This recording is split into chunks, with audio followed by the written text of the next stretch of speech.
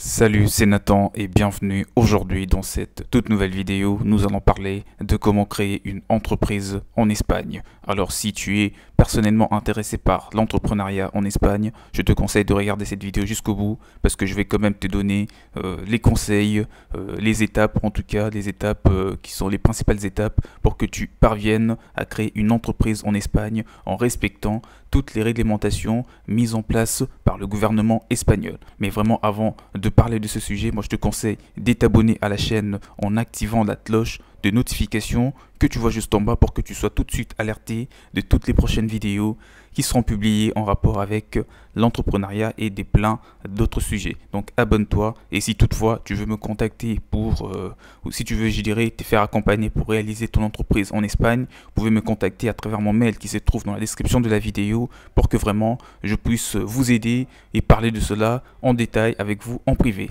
Donc déjà là je commence par les types d'entreprises en Espagne. Les ressortissants étrangers qui souhaitent investir en Espagne peuvent profiter d'avantages fiscaux et des subventions locales, principales, nationales et européennes.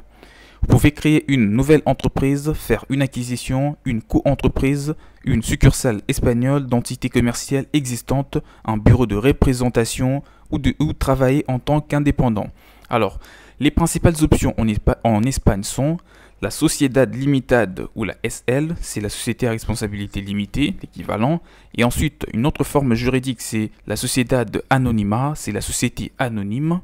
Et on trouve aussi le partenariat. Et en dernier lieu, on peut citer l'entreprise individuelle. Pour plus d'informations à ces sujets, contactez l'ambassade, le consulat ou la mission économique d'Espagne de votre pays d'origine ou directement en Espagne. Vous pouvez également vous tourner vers les chambres de commerce binationales pour avoir plus de détails. Il est à noter que les associés contribuant au capital de l'entreprise peuvent également agir en tant que gérant ou administrateur. Cependant, ils n'ont pas droit aux dividendes de la société et ils ne peuvent gérer que l'entreprise et ses actifs. Alors, il y a aussi un autre détail, c'est le suivant. Avant de créer une entreprise en Espagne, il est fortement conseillé de consulter un avocat et un comptable espagnol. Alors, dans cette partie de la vidéo, je vais te parler des différentes étapes, des principales étapes en tout cas, voilà, à travers lesquelles tu vas pouvoir passer pour réaliser ton projet de création d'entreprise en Espagne. La première, c'est de vous assurer d'avoir un numéro d'identification et votre numéro de sécurité sociale espagnol. Ça, c'est vraiment la toute première étape. Il va falloir que tu t'assures sur l'obtention de ton numéro d'identification, dite la NIE, et votre numéro de sécurité sociale espagnol. Et en deuxième position, nous avons cette étape qui est d'établir le nom de votre entreprise auprès du registre mercantile, dite Registro Mercantile Central, pour voilà, avant de pouvoir démarrer votre activité. Donc établissez le nom de votre entreprise, c'est la deuxième étape, et j'espère que tu prends note. La troisième étape, c'est de demander un CIF, dite la Código de Identificación Fiscal.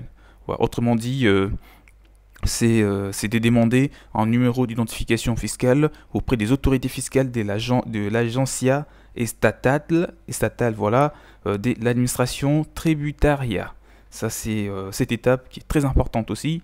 Et après avoir demandé ou après avoir procédé à une demande d'un numéro d'identification fiscale, il faudra procéder à l'ouverture d'un compte bancaire professionnel et déposer le capital minimum auprès de la banque. Notez que le compte bancaire doit être ouvert au nom des partenaires. Ça, c'est très important. Une fois que vous avez déposé le capital minimum, un certificat bancaire sera émis, voilà, à présenter à votre notaire pour l'acte de constitution de l'entreprise. Et après avoir fait cela, il faudra aussi que vous puissiez établir les statuts de votre entreprise en cours de création. Après avoir établi les statuts de l'entreprise qui est en cours de création, il faudra alors à ce moment-là vous présenter bien sûr devant un notaire espagnol avec vos partenaires commerciaux pour demander à être nommé directeur fondateur de l'entreprise. Ce qui est bon à savoir à ce sujet, c'est que l'ensemble du processus peut prendre plusieurs semaines, cependant, vous pouvez accélérer les choses en faisant appel à une entreprise spécialisée dans ce domaine. Alors, comment travailler en Espagne en tant qu'indépendant? Donc, travail indépendant en Espagne. Alors, ce qu'il faut savoir, c'est que En Espagne, vous pouvez travailler en tant qu'indépendant sans avoir bien sûr à vous inscrire en tant qu'entreprise. Pour cela, vous devez demander, donc vous devez faire tout ce que je suis en train de vous dire à voilà, dans la partie ci-dessous. Vous devez demander votre numéro d'identification d'étranger et un numéro de sécurité sociale. Ensuite, vous inscrire auprès de l'administration fiscale espagnole et remplir le formulaire appelé le 037 au bureau local des impôts. Et après avoir fait cela, il faudra aussi vous inscrire au régime espagnol de sécurité sociale pour les travailleurs indépendants. Donc ça sera déjà tout. Vous ne serez pas obligé, en travaillant en tant qu'indépendant en Espagne, vous ne serez pas obligé de vous inscrire en tant qu'entreprise. Rien qu'en faisant bien sûr les 3 choses que je viens de te citer, de t'énumérer, en tout cas, ça sera déjà suffisant. Si vous souhaitez créer votre entreprise, vous devez faire les 3 choses que je suis en train de vous lister à ce niveau. Donc, ça sera de demander une licence commerciale à la municipalité la plus proche ou au bureau de gestion tributaria. Et après cela, vous inscrire vos salariés, les cas échéants, dans le système de sécurité sociale. Et après avoir fait cela, il faudra tenir des registres comptables.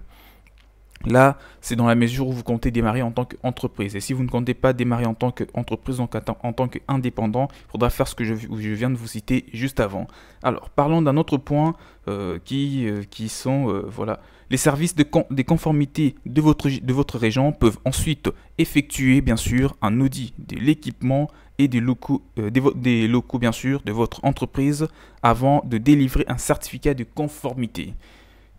Que vous envisagez de travailler en indépendant ou de diriger votre propre entreprise, il est conseillé de consulter un conseiller fiscal avant de faire quoi que ce soit en Espagne. Et justement, dans cette partie de cette vidéo, si vous comptez bien sûr vous faire accompagner pour monter une entreprise en Espagne, comme je viens de vous le dire au début, vous pouvez trouver mon mail dans la description pour tout contact et nous allons vraiment vous aider, vous accompagner pour que vous puissiez réaliser vous aussi votre rêve qui est de lancer une entreprise en Espagne. Peu importe l'activité, le secteur d'activité en tout cas que vous avez ciblé en particulier, moi ce que je vous dis c'est que l'Espagne reste un terrain vraiment où il est possible d'émerger très rapidement et vraiment de se faire beaucoup d'argent si vous mettez de la pêche, vous mettez vraiment de l'argent, du budget dans votre projet et surtout si vous travaillez d'arrache-pied, moi je ne vois pas ce qui pourrait vous empêcher d'évoluer parce que la preuve c'est que moi je connais des gens proches qui ont démarré leur entreprise en Espagne en partant probablement de rien, presque de rien en tout cas, avec des capitales sociales très faibles, mais aujourd'hui ils réalisent des millions par an. Et en tout cas voilà, moi je ne vois pas ce qui peut vous empêcher si vous-même vous donnez le moyen d'y arriver. Alors là on va parler d'un autre point. La plupart des entreprises font appel à un conseiller fiscal, comme je viens de vous le dire, pour produire leurs déclarations trimestrielles, les systèmes fiscaux étant complexes et les règles ayant tendance à changer fréquemment. Donc c'est très important, j'attire votre attention. La plupart des entreprises font appel à un conseiller fiscal pour produire leurs déclarations trimestrielles et moi je vous conseille de faire pareil.